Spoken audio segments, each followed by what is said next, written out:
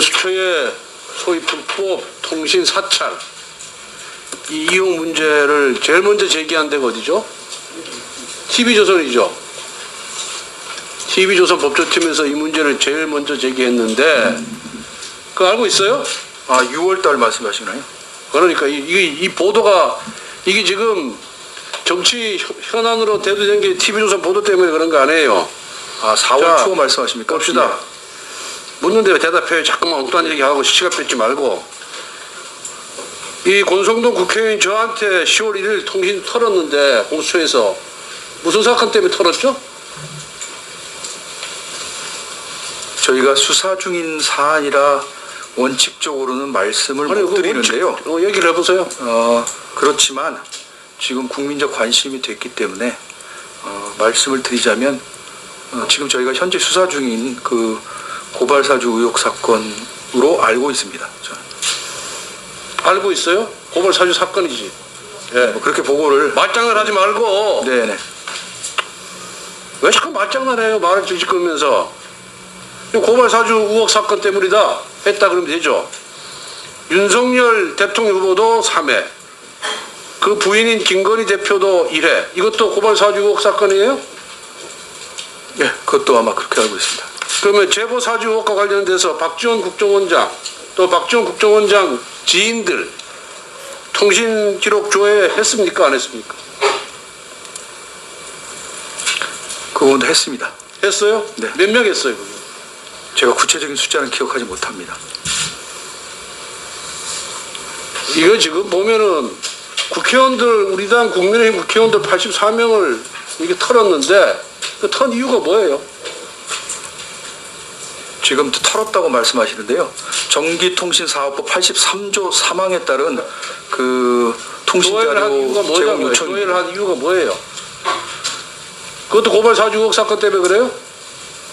예, 그것도 예. 고발사주 의혹 사건에 피의자로 입건된 사람이 김용우 의원하고 정점식 그 두 사람인데 나머지 국회의원들은 이 고발사주 사건하고 아무 관련이 없어요. 왜 다 털었어요? 아마 좀 과도하다는 생각이 안 들어요? 그 부분은 여러 가지 가능성이 있는데요. 전화 그러니까 통화를 과도한 하셨을 거냐 때 과도하지 않느냐 그거 다 대답해 그거는 보세요. 과도하다고 말씀드릴 수는 없습니다. 과도하다고 말씀드릴 수가 없다. 네, 그 부분을 과도하다고 말씀드릴 수 없습니다. 아니 국회의원들이 단톡방에 들어와서 고발 사주 사건과 아무런 관계가 없는 의원들의 신상을 다 털었는데 그게 과도하지 않다? 신상은 아닙니다. 그게 신상이지 뭐예요 도대체? 통신 내역도 아니고요. 83조 아니, 3항에 의한 것은 성명, 주민등록번호, 예. 주소 예. 그게 신상이지 그 뭡니까, 정보 도대체? 가입자 정보입니다. 그리고 저희가 조회를 할 때는 사실은 누군지 모르기 때문에 조회를 하는 거 아닙니까? 기본적으로. 이봐 처장 그러니까 번호가 있는데 제가 고발 사주 사건과 관련 있는 사람만 그 범위 내에서 최소한도로 조회를 해야 그게 정당한 법 집행이죠. 그 사람하고 전화 통화한 사람 모든 사람을 다 조회하는 거는 그런 과잉이고 과도한 거고 직권남용인 거예요. 의원님 말씀은 아닌 것 묻지 같습니다. 않았어. 법에 의하면 묻지 그게 않았다고. 사건과의 관련성이 아니고 저자! 이용자와의 연관성입니다. 나 묻지 않았어요. 네네. 묻는데 답변하세요. 네네. 법에 나와 있는 걸 말씀드리는 거예요. 법에 나와 있는 것이 아니라 법도 그거 어떻게 해석해야 되냐면은 그 사건의 진상을 파악하기 위해서 필요 최소한의 범위 내에서 조회를 해야 되고 영장도 청구해야 되고 사람도 소환해야 되는 거예요.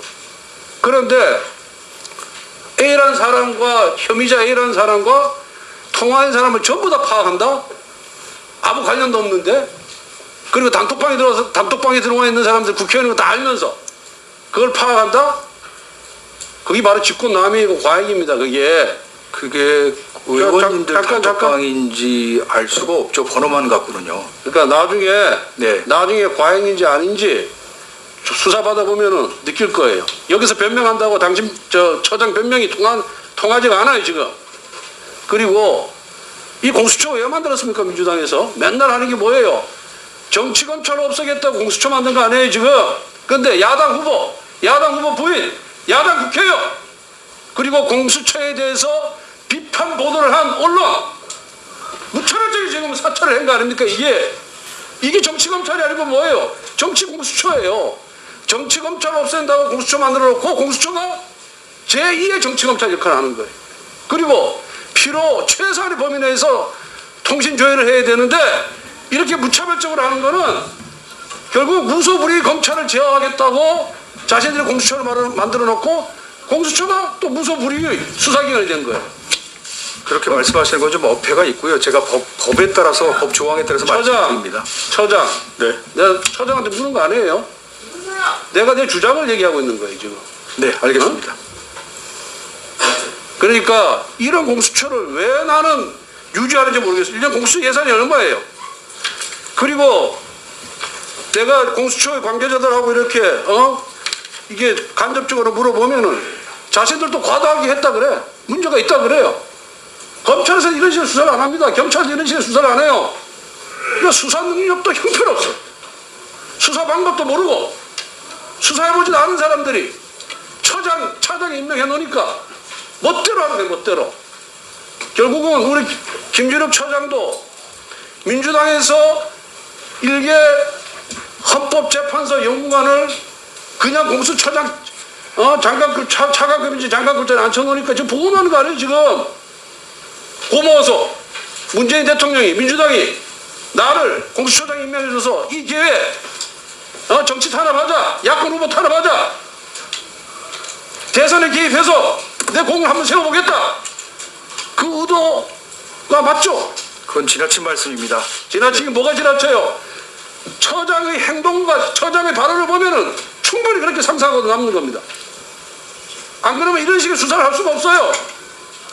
지금 저희가 80년대의 독재 정권에서도 야권의 대통령 후보에 대해서 야당 국회에 대해서 이런 식의 무차별적인 불법 사찰을 자행한 적이 없습니다.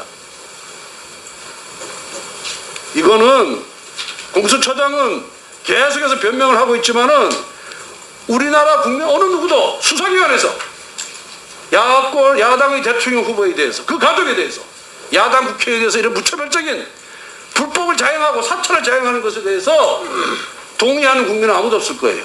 만약 민주당 국회의원들이 이런 식으로 당했다 그런다면은 아마 민주당 국회의원들 민주당 벌떼같이 드러나서 공수처 폐지하자고 나섰을 거예요. 입장 바꿔놓고 생각해봐요.